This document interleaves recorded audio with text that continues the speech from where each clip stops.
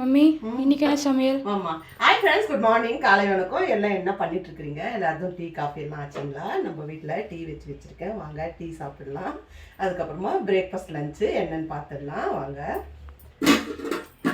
இங்கே பாருங்க, லஞ்சுக்கு ரைஸ் வச்சுருக்கேன். அதுக்கப்புறமா பிரேக்ஃபாஸ்ட்டுக்கு சப்பாத்தி நல்லா சுட சுட பாருங்க, மெதுவான சப்பாத்தி பண்ணி வச்சுருக்கேன்.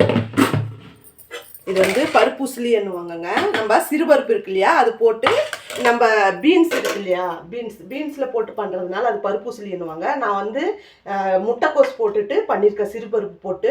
அதுலேருந்து தண்ணி வடிச்சிடணும், வேக வச்சு வடித்த தண்ணியில். இங்கே பாருங்கள், நம்ம மீன் குழம்புக்கு வைக்கிறோம் இல்லைங்களா, மசாலா கொஞ்சமாக தேங்காய் வச்சு நல்லா மிளகு, சீரகம், சின்ன வெங்காயம், பூண்டு, தக்காளி எல்லாம் நல்லா வணக்கிட்டு அதுக்கப்புறமா அரைச்சி நம்ம அந்த தண்ணியில் இந்த மசாலாவை மிக்ஸ் பண்ணிவிட்டு தாளித்து நல்லா கொதிக்க விடுறது. அது கர்நாடகா ஸ்டைலில் அது பஸ்ஸாருன்னுவாங்க.